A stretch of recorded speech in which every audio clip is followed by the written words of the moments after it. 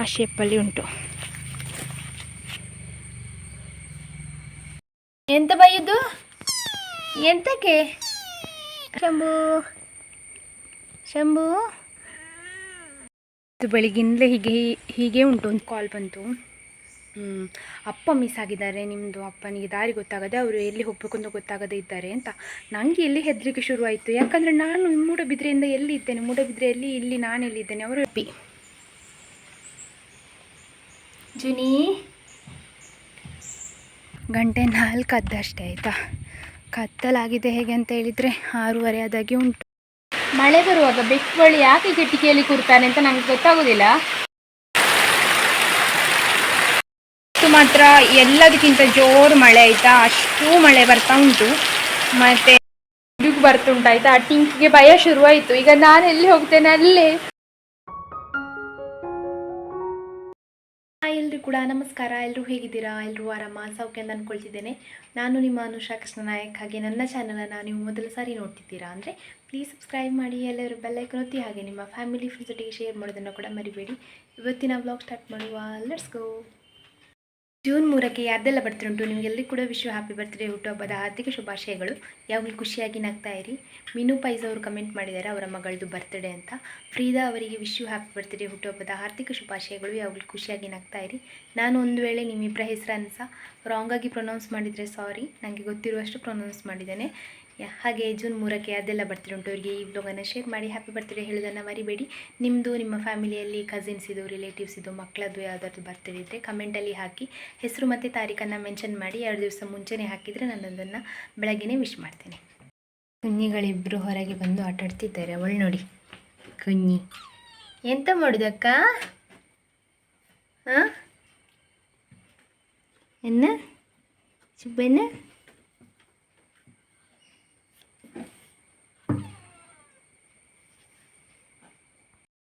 ಕೆಲಸ ಎಲ್ಲ ಆಯಿತು. ತಿಂಡಿ ಎಲ್ಲ ತಿಂದು ಇವರು ಆಫೀಸಿಗೆ ಹೋಗಿದ್ದಾರೆ. ಮತ್ತು ಇನ್ನು ದನಗಳನ್ನು ಸಹ ಹೋಗಿ ಹೊರಗಡೆ ಕಟ್ಟಿ ಬಂದೆ ನಾನು. ಇನ್ನೊಮ್ಮೆ ಈಗ ಬದಲಿಸಲಿಕ್ಕೆ ಹೋಗ್ಬೇಕು ಅವರನ್ನು. ಗೊತ್ತಿಲ್ಲ ನಿನ್ನೆ ಥರ ಓಡ್ತಾರಾ ಎಂತ ಅಂತ. ಇವತ್ತು ಕೊಂಬಿಗೆ ಕಟ್ಟಿದ್ದೇನೆ ಆಯಿತಾ. ಒಂದೊಂದು ದಿವಸ ಒಂದೊಂದು ಪ್ರಯೋಗ ಮಾಡೋದು ಅಂತ ಇದ್ದೇನೆ. ಹಾಗೆ ಬೆಳಗ್ಗೆ ಹೋಗುವಾಗಲೇ ಕೊಂಬಿಗೆ ಕಟ್ಟಿದ್ದೇನೆ. ಹೋಗುವಾಗ ಒಳ್ಳೆ ಹುಲ್ಲಿರುವಲ್ಲಿ ಹೋಗಿ ಕಟ್ಟಿದ್ದೇನೆ ಆಯಿತಾ. ಇನ್ನೊಂದು 10-15 ನಿಮಿಷ ಬಿಟ್ಟು ಹೋದರೂ ತೊಂದರೆ ಇಲ್ಲ, ಅದ್ರೊಮ್ಮೆ ಹೋಗಿ ನೋಡಿ ಬರುವ ಅಂತ. ಮತ್ತೇನಂತ ಹೇಳಿದರೆ ಮೂಗು ಚುಚ್ಚೋದುಂಟಲ್ಲ, ಅದು ಸಾಧ್ಯ ಇಲ್ಲ ಅವರಿಗೆ, ದೊಡ್ಡದಾಗಿದೆ ಅಲ್ಲ. ಇನ್ನೂ ಮೂಗು ಚುಚ್ಚಿದ್ರೆಲ್ಲ ಅದು ಕಡಿಮೆ ಆಗೋದಿಲ್ಲ. ಮತ್ತು ಅದರಲ್ಲಿ ರಕ್ತ ಸೋರಲಿಕ್ಕೆ ಇಲ್ಲದ್ರೆ ಎಂತಾದರೂ ಇನ್ಫೆಕ್ಷನ್ ಆಗಲಿಕ್ಕೆ ಶುರುವಾಗ್ತದೆ. ಯಾಕಂದರೆ ನಾನು ಮುಂಚೆ ಒಮ್ಮೆ ದನಗಳನ್ನು ನೋಡಿದ್ದೆ ಆಯಿತಾ. ಅದಕ್ಕೆ ಒಂದು ಮೂಗು ಬಳ್ಳಿ ಹಾಕಿದ್ರು, ಅದು ಕರೆಕ್ಟ್ ಆಗದೆ ಪಾಪ ಯಾವಾಗಲೂ ಅದಕ್ಕೆ ನೋವಾಗೋದು. ಮತ್ತು ನಾನು ಯಾವಾಗಲೂ ಕೂಡ ಈ ಕಹಿಬೇವಿದ ಎಣ್ಣೆ ಅದೆಲ್ಲ, ಕಹಿಬೇವಿನ ಎಣ್ಣೆ ಹಾಕಿದ್ರೆಲ್ಲ ಕಡಿಮೆ ಆಗ್ತದೆ. ಅದನ್ನು ಡೈಲಿ ಅದಕ್ಕೆ ಹಾಕ್ತಿದ್ದೆ. ಅದು ಈ ಕಾಡಿಗೆ ಬಿಡುವಾಗೆಲ್ಲ ಉಂಟಲ್ಲ, ಮರದ ಕೋಲಿಗೆ ಅದಕ್ಕೆ ಇದಕ್ಕೆಲ್ಲ ಅದು ಕುತ್ತಿಕೊಳ್ಳೋದು ಆಯಿತಾ. ಅದು ಎಳೆದಾಗ ನೋವಾಗಿ ಅದರಲ್ಲಿ ರಕ್ತ ಬರಲಿಕ್ಕೆ ಶುರುವಾಗೋದು. ಅದಕ್ಕೆ ನನಗೆ ಅದು ಬೇಡವೇ ಬೇಡ. ದನಗಳು ಓಡಿದ್ದು ತೊಂದರೆ ಇಲ್ಲ, ಅದನ್ನು ನೋವು ಬೇಡ ಅವರಿಗೆ ಅಂತ ಹೇಳಿ ಅದು ನೋಡುವಾಗಲೇ ನನಗೆ ಅಳು ಬರೋದು ಯಾವಾಗಲೂ ಕೂಡ. ಅದು ಹೀಗೆ ತೊಗಿಸ್ಕೊಂಡು ರಕ್ತ ಎಲ್ಲ ಬರೋದು, ಅದೆಲ್ಲ ಬೇಡ ಅಂಥೇಳಿ ಮೂಗು ಚುಚ್ಚಿಸೋದೇ ಬೇಡ ಅಂತ ಮುಂಚೆಯಿಂದಲೇ ಸಹ ಡಿಸೈಡ್ ಮಾಡಿತ್ತು. ಮತ್ತೀಗ ಓಡ್ತಾರೆ ಅಂತ ಹೇಳೋದಕ್ಕಿಂತ ಮಾಡಲಿಕ್ಕೆ ಆಗೋದಿಲ್ಲ. ಓಡಿದಲ್ಲಿ ಹೋಗಿ ಕಟ್ಟಬೇಕಷ್ಟೇ, ಬೇರೆ ಎಂಥ ಆಪ್ಷನ್ ಇಲ್ಲ ನನ್ನ ಹತ್ರ. ಇವತ್ತು ಕೊಂಬಿಗೆ ಹಾಕಿದ್ದೇನೆಲ್ಲ, ಎಂತ ಮಾಡ್ತಾಳೆ ಅಂತ ನೋಡಬೇಕು. ಹಾಗೆ ಎಂತ ಬೈಯೋದು? ಎಂತಕ್ಕೆ? ಕುഞ്ഞಿ ಎಲ್ಲೆಲ್ಲಿ ಹೋಗಿ ಬರೋದು ಇವರಿಬ್ಬರು. ಈಗ ಎಲ್ಲ ಪ್ಲೇಸ್ ಗೊತ್ತಾಗಿದೆ ಇವರಿಗೆ, ಎಲ್ಲಿಂದೆಲ್ಲ ಹೋಗಬೇಕು ಎಲ್ಲಿಂದೆಲ್ಲ ಬರಬೇಕು ಅಂತ ಎಲ್ಲ ಗೊತ್ತುಂಟು ಇವರಿಗೆ. ಎಲ್ಲಿಂದೆಲ್ಲ ಹೋದರೆ ಕೂರ ಟಿಂಕಿ ಸಿಗೋದಿಲ್ಲ ಅಂತ. ಈಗ ನೋಡಿ ಕೂರ ಇಲ್ಲೇ ಇದ್ದಾನೆ, ಆದರೂ ಭಯ ಏನಿಲ್ಲ ಅವರಿಗೆ, ಅಭ್ಯಾಸ ಆಗಿದೆ. ಎಲ್ಲ ಕಡೆ ಸುತ್ತುದೇ ಆಗಿದೆ ಈಗ ಇವರಿಗೆ. ದನಗಳನ್ನು ಬದಲಿಸಲಿಕ್ಕೆ ಬಂದಿದ್ದೆ ಇವತ್ತು, ಪುಣ್ಯಕ್ಕೆ ಓಡಲಿಲ್ಲ ಆಯಿತಾ. ಇಲ್ಲಿ ಹುಲ್ಲು ನೋಡಿ ಬೇಕಾದಷ್ಟು ಉಂಟು ಇವರಿಗೆ. ಅಮ್ಮ ಇಲ್ಲಿದ್ದಾಳೆ, ಅವಳನ್ನು ಸಹ ಕಟ್ಟಿದ್ದೇನೆ. ಅವಳ ಕೊಂಬಿಗೆ ಕಟ್ಟಿದ್ದೆ ನೋಡಿ ನಾನು. ನಂಗೆ ಮತ್ತೆ ಬೇರೆ ಎಂತ ಮಾಡೋದಂತ ಗೊತ್ತಿಲ್ಲ. ಈಗ ನೋಡೋಕೆ ಕಾಮಿಡಿ ಅನ್ನಿಸ್ತದೆ. ಕೊಂಬಿಗೆ ಕಟ್ಟಿದ್ದೇನೆ ಒಂದು ಬಳ್ಳಿ, ಏನು ಖಾಲಿ ಕಟ್ಟಿ ನೋವಾಗೋದು ಬೇಡ ಅಂತ. ಇಲ್ಲಿ ಸಹ ಬೇಕಾದಷ್ಟು ಹುಲ್ಲು ಉಂಟು. ಮತ್ತು ಇದು ನೋಡಿ, ಮುಂಚೆ ನಾವು ತರಗೆಲೆ ಮಾಡ್ತಿದ್ವಲ್ಲ ಅದೇ ಮರ.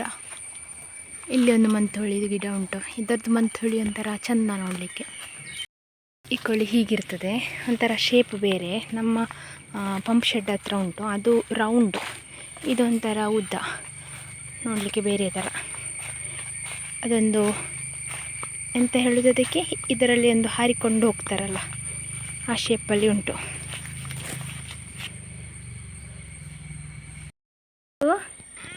ಹಾಯ್ ಶಂಭು, ಶಂಭು ಎಂತ ಇವ ನಿಮಗೆ ಕಾಣಲಿಕ್ಕೆ ಸಿಗಲಿಲ್ಲಲ್ಲ ಶಂಭು, ಒಮ್ಮೊಮ್ಮೆ ಇರ್ತಾನೆ. ಈಗ ಹೊಸ ಸುತ್ತಲಿಕ್ಕೆ ಶುರು ಮಾಡ್ತಾನೆ ನೋಡಿ, ಬಡಿತಾ ಹೋಗುದು ನೋಡಿ ಹೇಗೆ ಹೋಗ್ತಾನೆ ಅಂತ. ಇದು ಬೆಳಿಗ್ಗಿಂದಲೇ ಹೀಗೆ ಉಂಟು. ಒಂದು ಸ್ವಲ್ಪ ಬಿಸಿಲು ಬರ್ತದೆ, ಮೋಡ ಆಗ್ತದೆ, ಬಿಸಿಲು ಬರ್ತದೆ, ಮೋಡಾಗಿ ಕತ್ತಲಾಗ್ತದೆ.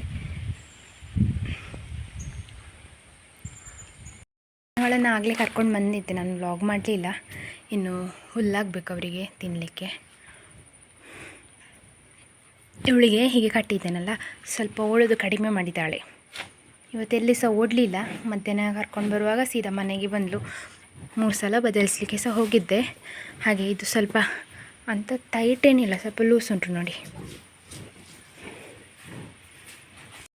ಗೊತ್ತುಂಟಾ, ಇವತ್ತು ಅಪ್ಪ ಅಕ್ಕನಲ್ಲಿಗೆ ಹೋಗಿದ್ದಾರೆ. ಬೆಳಿಗ್ಗೆ ನಾನೇ ಅವರನ್ನು ಕರ್ಕೊಂಡು ಹೋಗಿ ಬಿಟ್ಟದ್ದಾಯ್ತಾ.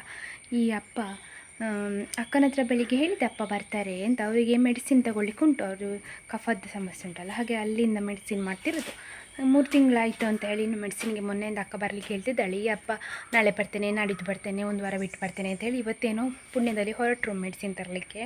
ಹಾಗೆ ಬೆಳಿಗ್ಗೆ ಅಕ್ಕನಿಗೆ ಹೇಳುವಾಗ ಅಕ್ಕ ಹೇಳಿದ್ಲು, ನಾನು ಕರ್ಕೊಂಡು ಹೋಗ್ಲಿಕ್ಕೆ ಬರಬೇಕಾ ಅಂತ ಕೇಳಿದ್ದು. ಅದಕ್ಕೆ ಅಪ್ಪ ಹೇಳಿದ್ರು, ಬೇಡ ನಾನೊಬ್ಬನೇ ಹೋಗ್ತೇನೆ, ನನಗೇನು ದಾರಿ ಗೊತ್ತಿಲ್ವಾ ಅಂತ ಜೋರಲ್ಲಿ ಹೇಳಿದ್ರು ಆಯಿತಾ.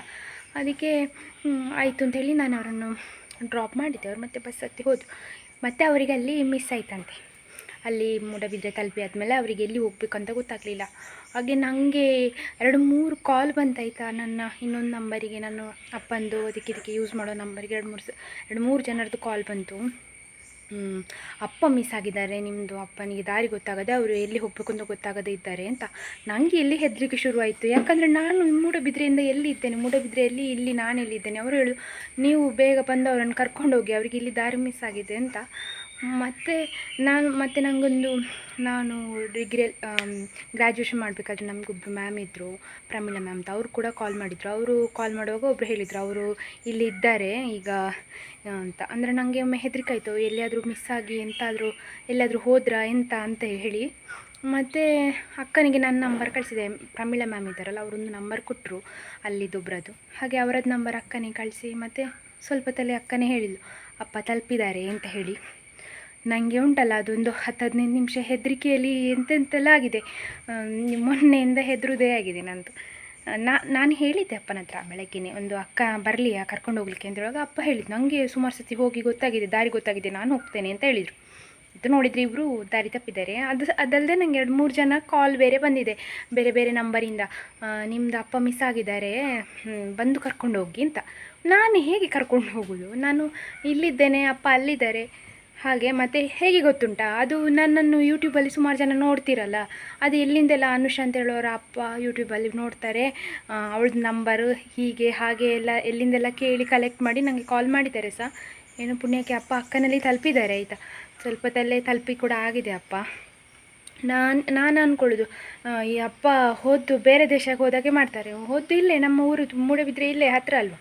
ಹತ್ತಿರ ಅಂತ ಹೇಳಿದರೆ ಇಲ್ಲಿಂದ ಸ್ವಲ್ಪ ದೂರ ಉಂಟು, ಆದರೆ ತುಳು ಮಾತಾಡೋರಿದ್ದಾರೆ, ನಮ್ಮವರೇ, ನಮಗೆ ಗೊತ್ತಿರುವ ಊರೇ. ಅಪ್ಪ ಇನ್ನು ಬೇರೆ ಸ್ಟೇಟೆಲ್ಲ ಹೋದರೆ ಎಂತ ಮಾಡ್ಬೋದು ಯೋಚನೆ ಮಾಡೋದು ನಾನು. ಮತ್ತು ಹೇಳ್ತಾರೆ, ನಾನು ಎಲ್ಲಿ ಸಹ ಹೋಗಿ ಬರುವೆ, ನನಗೆ ಎಲ್ಲಿ ಸಹ ಹೋಗಲಿಕ್ಕೆ ಗೊತ್ತಾಗ್ತದೆ ಅಂತ ಹೇಳ್ತಾರೆ ನನ್ನ ಹತ್ರ ಆಯಿತಾ. ಇವರು ಹೋಗಿದ್ದಾರೆ, ನಮಗೊಂದು ಹೆದರಿಕೆ ಮಾಡಲಿಕ್ಕೆ ಹೋಗಿದ್ದಾರೆ ಅಷ್ಟೇ. ಈಗ ತಲುಪಿದ್ದಾರೆ, ಸಮಾಧಾನ ಆಯಿತು. ನಾನು ನಿಮಗೆ ಹೇಳೋದು ಅಂದ್ಕೊಂಡದ್ದು, ನನ್ನ ವ್ಲಾಗ್ಸಿಂದ ನೋಡಿ ಅಪ್ಪ ಅಲ್ಲಿ ಮಿಸ್ ಆಗಿದ್ದಾರೆ, ಅವರಿಗೆ ದಾರಿ ಗೊತ್ತಾಗಲಿಲ್ಲ ಅಂತೇಳಿ ನನ್ನನ್ನು ಕಾಂಟ್ಯಾಕ್ಟ್ ಮಾಡಿದ್ದಾರೆ 2-3 ಜನ ಸಬ್ಸ್ಕ್ರೈಬರ್ಸ್. ಅವರಿಗೆ ಥ್ಯಾಂಕ್ ಯು ಸೋ ಮಚ್.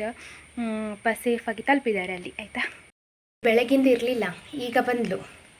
3 ಗಂಟೆ ಆಗುವಾಗ ಈಗ ಬಂದಿದ್ದಾಳೆ. ಹಾಗೆ ಇಬ್ಬರು ಹಾಲು ಕುಡಿತಾ ಇದ್ದಾರೆ. ಈಗ ಅವರಿಗೆ ಅಮ್ಮ ಇಲ್ಲ ಅಂತ ಹೇಳಿದ್ರೆ ಸಹ ಏನು ಬೇಜಾರಿಲ್ಲ. ನನಗೆ 1-2 ಬೈತಾನೆ, ಒಬ್ಬ ಹೊಡಿತಾನೆ, ಮತ್ತು ಹಾಲು ಕುಡಿತಾನೆ, ಊಟ ಮಾಡ್ತಾನೆ, ಹೋಗ್ತಾನೆ. ಇನ್ನೊಂದು ತಿಂಗಳಲ್ಲಿ ದೊಡ್ಡ ಆಗ್ತಾರೆ. ಮತ್ತು ನನಗೆ ಅಂದರೆ ಹುಷಾರಿಲ್ಲದೆಲ್ಲ ಆಗೋದಿಲ್ಲ. ಮತ್ತು ಚಿಕ್ಕ ಇರುವಾಗಲೇ ಸ್ವಲ್ಪ ಕಷ್ಟ ನನಗೆ ಉಂಟಲ್ಲ. ಇವಳೀಗ ಮರಿ ಇಡಲಿಕ್ಕೆ ಶುರು ಮಾಡಿದ ಮೇಲೆ ನನಗೆ ಕೈಗೆ ಸಿಗೋದು, ಅಂದರೆ ಹೀಗೆ ಮುಟ್ಟಿ ಮಾತಾಡಿಸ್ಲಿಕ್ಕೆ. ಮುಂಚೆಂದು ಕೂಡ ಇವಳು ಓಡುದೆ, ಚಿಕ್ಕ ಮರಿ ಇರುವಾಗಿಂದ ಸಹ. ಸುಮಾರು ವರ್ಷ ಆಯಿತು ಇವಳಿಗೆ ಸಹ. ಬಹುಶಃ 21 ಕಾಣ್ತದೆ ಇವಳು. 21ರಲ್ಲಿ ಹುಟ್ಟಿತ್ತು. ಜೂನಿ ಮತ್ತು ಸೋನಾಕ್ಷಿ ಇಬ್ಬರು ಒಟ್ಟಿಗೆ ಹುಟ್ಟಿತ್ತು. ಸೋನಾಕ್ಷಿ ಕಾಣೆ ಆದ್ಲು ಡಿಂಕನನ್ನು ಇಟ್ಟಾದ್ಮೇಲೆ. ಮತ್ತು ಈಗ ಇವಳಿದ್ದಾಳೆ. ಸೀನಿಯರ್ ಅಂದರೆ ಇವಳೆ. ಮತ್ತು ತಪ್ಪಿ ಜುನಿ 3 ಗಂಟೆದು ಚಹಾ ಕುಡ್ದಾಯಿತು. ಇವತ್ತು ಚಾಕೆ ನಾನು ಟಿಂಕಿ ಕೂರ ಮತ್ತು ಬೆಕ್ಕುಗಳು ಮಾತ್ರ. ಅಪ್ಪ ನಾಳೆ ಬರ್ಬೋದು, ಅಂದರೆ ಇವತ್ತು ಲಾಗ್ ಹಾಕ್ತಿದ್ದೇನಲ್ಲ ಅದೇ ದಿವಸ ಬರ್ತಾರೆ. ನಾಳೆ ಡಾಕ್ಟರ್ ಹತ್ರ ಹೋಗಿ ಅಲ್ಲಿಂದಲೇ ಮೆಡಿಸಿನ್ ತೊಗೊಂಡು ಬರ್ತಾರೆ. ಹಾಗೆ ಇಲ್ಲದ್ರೆ ನಾನು 2-3 ದಿವಸಕ್ಕೆ ಹೋಗೋದು ಅಂತಾದರೆ ಎಲ್ಲಿ ಸಹ ಹೇಳೋದಿಲ್ಲ, ಅಂದರೆ ನಾನು ಒಬ್ಬಳೇ ಇರ್ತೇನಲ್ಲ ಮನೆಯಲ್ಲಿ ಅಂತ. ಹಾಗೆ ಇನ್ನು ಸ್ವಲ್ಪ ಹುಲ್ಲಿಗೆ ಹೋಗಬೇಕು. ಹುಲ್ಲು ಆಗ ಸ್ವಲ್ಪ ಮಾಡಿದ್ದೆ ನಾನು, ಅದನ್ನೀಗ ಹಾಕಿ ಆಯ್ತು ಅವರಿಗೆ ತಿನ್ನಲಿಕ್ಕೆ. ಇನ್ನು ಇಲ್ಲೇ ಸ್ವಲ್ಪ ಮನೆ ಹತ್ತಿರವೇ ಹಿರಿದು ತಂದಾಕಲಿಕ್ಕೆ ಸುಲಭ ಆಗ್ತದಲ್ಲ. ನಾನು ಹೂವಿದ್ದು ಗಿಡದ್ದು ಸಾಲು ಇವತ್ತು ಕ್ಲೀನ್ ಮಾಡಬೇಕು ಅಂತ ಅಂದ್ಕೊಂಡದ್ದು. ಮಳೆ ಬಂದರೆ ಆಗಲಿಕ್ಕಿಲ್ಲ. ಈಗಲೇ ಮೋಡ ಉಂಟು, ಬೆಳಗ್ಗಿಂದಲೇ ಮೋಡ. ಆದರೆ ಒಮ್ಮೆ ಒಂದು 10 ನಿಮಿಷಕ್ಕಾದರೂ ಬಿಸಿಲು ಬರ್ತಿತ್ತು. ಈಗ ಮಧ್ಯಾಹ್ನ ಮೇಲಿಂದ ಬಿಸಿಲೇ ಇಲ್ಲ. ಇನ್ನು ಮಳೆಗಾಲ, ಜೂನ್ ಅಂತ ಹೇಳಿದರೆ ಮಳೆಗಾಲವೇ ಅಲ್ಲ. ಮಕ್ಕಳಿಗೆಲ್ಲ ಶಾಲೆ ಸ್ಟಾರ್ಟ್ ಆಗಿರ್ಬೋದಲ್ಲ ನಿಮ್ಮದೆಲ್ಲ. ಇನ್ನು ಕೆಲವರಿಗೆ ಅಮ್ಮಂದಿರಿಗೆಲ್ಲ ಸ್ವಲ್ಪ ಫ್ರೀ ಅಂದರೆ ಯಾವಾಗಲೂ ಮಕ್ಕಳೆಲ್ಲ ಗಲಾಟೆ ಮಾಡ್ತಾ ಇರ್ತಾರಲ್ಲ. ಒಮ್ಮೆ ಶಾಲೆ ಶುರುವಾಗಲಿ, ಒಮ್ಮೆ ಶಾಲೆ ಸ್ಟಾರ್ಟ್ ಆದರೆ ಸಾಕು ಅಂತ ಹೇಳ್ತಾ ಇರ್ತಾರೆ ಪೇರೆಂಟ್ಸ್ ಯಾವಾಗಲೂ ಕೂಡ, ಮಕ್ಕಳು ರಜೆಯಲ್ಲಿರುವಾಗ ಅಲ್ಲ. ನನ್ನದು ರಿಲೇಟಿವ್ಸ್ ಎಲ್ಲ ಹೇಳೋದು ಕೇಳ್ತದೆ ನನಗೆ.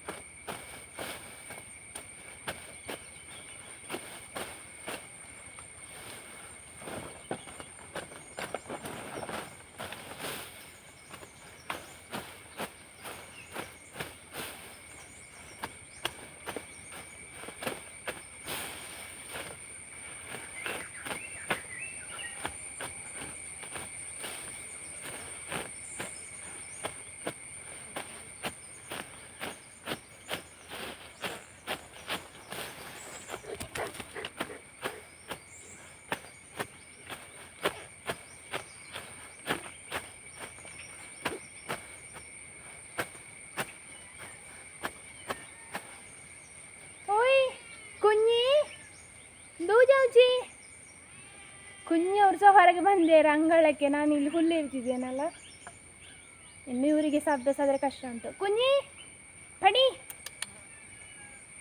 ಪಡಿ ಕಾದಲಿ, ಅವಳ ಅಂಗಳದಲ್ಲಿದ್ದಾಳೆ ತೋರಿಸಿ. ಈ ಕೋಳಿ ಇಲ್ಲಿ ತನಕ ಬಂದಿದ್ದಾರೆ. ಈಗ ಒಂದು ಓಡಿದ್ರು ರನ್ನಿಂಗ್ ರೇಸ್. ನಮ್ಮ ಕಜ್ಜೋ ಬಂದ ಒಟ್ಟಿಗೆ ಅವರನ್ನು ನೋಡ್ಕೊಳ್ಳಿಕ್ಕೆ. ಅಲ್ಲಿ ನೋಡಿ, ಅದು ನಮ್ಮ ಕಜ್ಜೋ ನೋಡ್ಕೊಳ್ತಿರೋದು. ಅವನಿದ್ರೆ ಧೈರ್ಯ ಅವರಿಗೆ. ಸೋಲಾ ಟರ್ಪಲ್ ಉಂಟಲ್ಲ, ಅದ್ರ ಎದುರು ಹುಲ್ಲು ಸುಮಾರು ಇತ್ತು. ಅದನ್ನೆಲ್ಲ ಹಿರಿದೆ ನಾನು. ಅದಿಲ್ಲಿ ಸೈಡಲ್ಲಿ ಒಂದು ಕಣಿ ಉಂಟಾಯ್ತಾ, ಅದನ್ನು ಬಿಡಿಸಿಕೊಡ್ಬೇಕು ಇನ್ನು ಮಳೆಗಾಲದಲ್ಲಿ. ಇಲ್ಲದ್ರೆ ಇದ್ರ ಒಳಗಡೆ ನೀರು ಹೋಗ್ಬಾರ್ದಲ್ಲ, ಅದಕ್ಕೋಸ್ಕರ. ಅವಳು ನೋಡಿ ಇಲ್ಲಿ ಬಾಗಿಲಲ್ಲಿ ಕೂತಿದ್ದಾಳೆ. ಇಲ್ಲಿಂದ ಒಳಗೆ ಹೋಗ್ತದೆ ನೀರು, ಹಾಗೆ ಅದನ್ನು ಇನ್ನೂ ಎತ್ತರ ಮಾಡಬೇಕು. ಮತ್ತು ಇಲ್ಲಿ ಸೈಡಿಂದ ಗುಂಡಿ ತೆಗೆದು ಕಣಿ ಮಾಡಿಕೊಟ್ರೆ ನೀರೆಲ್ಲ ಹರಿದು ಹೋಗ್ತದೆ. ಅದಕ್ಕೋಸ್ಕರ ಇಲ್ಲಿದೆಲ್ಲ ಹುಲ್ಲು ಕ್ಲೀನ್ ಮಾಡಿದೆ. ಇವತ್ತು ಹುಲ್ಲಿಗೆ ನಂದಿ ಶಂಭು ಬರಲಿಲ್ಲ. ಇವತ್ತು ನಂದಿ ಇದ್ದಾನೆ. ಯಾರಾದರೂ ಒಬ್ಬರಲ್ಲಾದರೂ ಒಬ್ಬರು ಇರ್ತಾರೆ ನನ್ನೊಟ್ಟಿಗೆ ಹುಲ್ಲಿಗೆ. ಹುಲ್ಲಾಯಿತು, ದೂರದಲ್ಲಿ ಗುಡುಗು ಬರೋದು ಸಹ ಕೇಳ್ತಾ ಉಂಟು. 4:00 ಅಷ್ಟೇ ಆಯಿತಾ. ಕತ್ತಲಾಗಿದೆ. ಹೇಗೆ ಅಂತ ಹೇಳಿದರೆ 6:30 ಆದಾಗೆ ಉಂಟು. ಅಷ್ಟು ಕತ್ತಲು. ಆಚೆ ಇನ್ನು ತೋಟಕ್ಕೆಲ್ಲ ಹೋಗ್ಲಿಕ್ಕೆ ಆಗಲಿಕ್ಕಿಲ್ಲ, ಅಷ್ಟು ಕತ್ತಲಾಗಿದೆ. ಇನ್ನು ಸಹ ಟೈಮ್ ಉಂಟಲ್ಲ. ನಾನಿಲ್ಲಿ ಇದು ಕ್ಲೀನ್ ಮಾಡ್ತೇನೆ. ಇದೊಂದು ಗಿಡ ನಾನು ಮಾಡಿ ಉಂಟಲ್ಲ, ತೋರಣ ಬಳ್ಳಿದು ಎಲ್ಲ ಕಡೆ ಹರಡಿ ಹೋಗಿದೆ. ಇದನ್ನು ಹೇಗೆ ಕ್ಲೀನ್ ಮಾಡಲಿ ಅಂತ ಸಹ ಗೊತ್ತಿಲ್ಲ ನನಗೆ. ಇಲ್ಲಿ ಕೆಂಪು ಗುಲಾಬಿದು ಗಿಡ ಇದೆ, ಅದೆಲ್ಲ ಮುಚ್ಚಿ ಹೋಗಿದೆ. ಹೇಗೆ ಕ್ಲೀನ್ ಮಾಡಲಿ, ಇದನ್ನು ತೆಗಿಲಿಕ್ಕೂ ಮನಸ್ಸಿಲ್ಲ. ನನ್ನ ಗಿಡ ಹಾಳಾಗಲಿಕ್ಕೂ ಇಷ್ಟ ಇಲ್ಲ. ಅದೇ ಎಂತ ಮಾಡೋದು ಗೊತ್ತಿಲ್ಲ. ಕ್ಲೀನ್ ಮಾಡಬೇಕಂತೂ ನೋಡುವ, ಮಳೆ ಬರೋ ತನಕ ಕ್ಲೀನ್ ಮಾಡುವ. ಬಳ್ಳಿ ಉಂಟಲ್ಲ, ಇಲ್ಲಿ ದಪ್ಪ ಆಗಿದೆ. ಇಲ್ಲಿ ತೋರಿಸ್ತೇನೆ. ಈ ದಪ್ಪದ ಬಳ್ಳಿ ಕಾಣ್ತದಲ್ಲ, ಇದು ಅದೇ ಅದರದ್ದಾಯ್ತಾ. ಈ ಬಳ್ಳಿ ಇಲ್ಲಿಂದ ಗೊಬ್ಬರ ಎಲ್ಲ ಎಳ್ಕೊಂಡು ಇದರ ಮೇಲೆ ಹೊದ್ದು. ಇಲ್ಲಿ ಒಂದು ಗುಲಾಬಿ ಗಿಡ ಇತ್ತಾಯ್ತಾ, ಇದು ಮುಚ್ಚಿ ಹೋಗಿತ್ತು. ಇದನ್ನೀಗ ಸ್ವಲ್ಪ ಕ್ಲಿಯರ್ ಮಾಡಿದೆ. ಮತ್ತು ಅನಗತ್ಯ ಇದನ್ನೆಲ್ಲ ಕಟ್ ಮಾಡಿ ಬಿಸಾಡಿದೆ. ಇಲ್ಲಿ ತನಕ ಕ್ಲೀನ್ ಆಯಿತು. ಇನ್ನು ನಾಳೆ ಇಲ್ಲಿಂದ ಆಚೆಗೆ ಕ್ಲೀನ್ ಮಾಡಬೇಕು. ಇಲ್ಲಿ ಸೇರೋದು ಅನಗತ್ಯದೆಲ್ಲ ಎಳೆದು ಹಾಕಿದೆ. ಇನ್ನೂ ಸಹ ಕ್ಲೀನ್ ಮಾಡ್ಬೋದಿತ್ತು, ಆದರೆ ಮಳೆ ಬರಲಿಕ್ಕೆ ಶುರುವಾಯಿತು. ಹಾಗೆ 4:15 ಕಳೀತು. ಈಗ ಮಳೆ ಬರಲಿಕ್ಕೆ ಶುರುವಾಯಿತು. ನಾನೀಗ ತನಕ ಅದು ಹೂವಿನ ಗಿಡದ ಕೆಳಗಡೆ ಮತ್ತು ಅಲ್ಲಿ ಇಲ್ಲಿ ಬಳ್ಳಿ ಬಂದದನ್ನೆಲ್ಲ ಕ್ಲೀನ್ ಮಾಡಿದೆ. ಅನಗತ್ಯ ಇರೋದು ಗಿಡ ಎಲ್ಲ ಸಹ ಕಟ್ ಮಾಡಿದ್ದೇನೆ. ಇನ್ನು ಅದನ್ನು ಗೇಟಿಂದ ಹೊರಗೆ ಬಿಸಾಡಬೇಕು. ಮುಳ್ಳಿದು ಒಂದು ಎಲ್ಲ ಕಡೆ ಒಂದೇ ಕಡೆ ಹಾಕ್ತೇವೆ ನಾವು ಗುಲಾಬಿ ಗಿಡದ್ದು, ಹಾಗೆ ಅಲ್ಲಿ ಹೋಗಿ ಬಿಸಾಡಿ ಬರಬೇಕು. ಇಲ್ಲದ್ರೆ ಗುಲಾಬಿದು ಮುಳ್ಳು ತುಂಬ ನಂಜಿ. ಅದು ಈಗ ನನಗೆ ಒಂದು ಆಗಿದ್ದು ಆಗದಿಂದ ತುರಿಸ್ತಾ ಉಂಟು. ನಾನು ಗ್ಲೌಸ್ ಹಾಕ್ಕೊಂಡೆ ವರ್ಕ್ ಮಾಡಿದ್ದು, ಆದರೂ ಕೂಡ ಅದು ನೋವು ಪ್ಲಸ್ ಉರಿಯುವುದು ಆ ಥರ ಗುಲಾಬಿದು ಮುಳ್ಳು. ಅದು ಈ ಇಷ್ಟಿಷ್ಟು ಉದ್ದ ಮುಳ್ಳಿರ್ತದೆ ಅದರದ್ದು. ಹಾಗೆ ಅದನ್ನು ಹೊರಗೆ ಹೋಗಿ ಬಿಸಾಡಿ ಬರಬೇಕು. ಮತ್ತು ಇಲ್ಲಿ ಅಂಗಳದಲ್ಲಿ ಓಡಾಡುವಾಗ ಎಲ್ಲ ತಾಗಿದರೆ ಕಷ್ಟ ಅಲ್ಲ, ಅದಕ್ಕೆ ಈಗಲೇ ಬಿಸಾಡಿ ಬರಬೇಕು. ಇಲ್ಲ ಅಂತ ಹೇಳಿದರೆ ಅದು ಮರ್ತು ಹೋಗಿ ಒಣಗಿ ಆದಮೇಲೆ ಅಲ್ಲಿ ಬಾಕಿ ಅದೆಲ್ಲ ಕಷ್ಟ. ಅದಕ್ಕೆ ಈಗ ಬಿಸಾಡಿ ಬರುವ.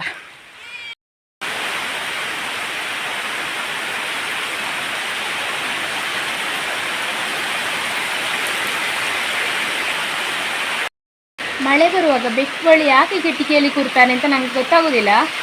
ಅಮ್ಮ ಬಂದಲ್ಲ, ಹಾಗೆ ಮಕ್ಕಳು ಕೂಡ ಚೇರೆಲ್ಲ ಹತ್ತಿ ಕಿಟಕಿಗೆ ಬಂದಿದ್ದಾರೆ. ಇಟ್ಕೊಳ್ಳಿ, ಮಳೆ ಬರುವಾಗ ಇವ್ರು ಕಿಟಕಿಯಲ್ಲಿ ಬಂದು ಕೂತ್ಕೊಳ್ಳೋದು ಎಲ್ಲರೂ ಸಹ.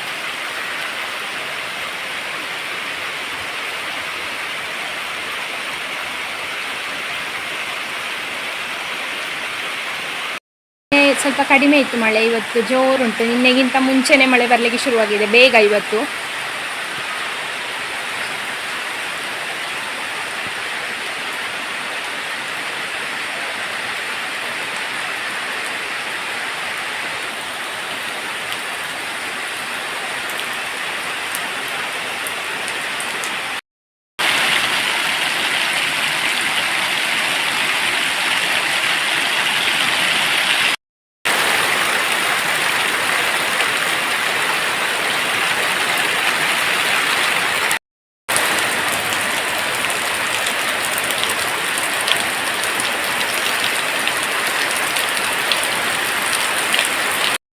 ಮಾತ್ರ ಎಲ್ಲದಕ್ಕಿಂತ ಜೋರು ಮಳೆ ಆಯಿತಾ, ಅಷ್ಟು ಮಳೆ ಬರ್ತಾ ಉಂಟು.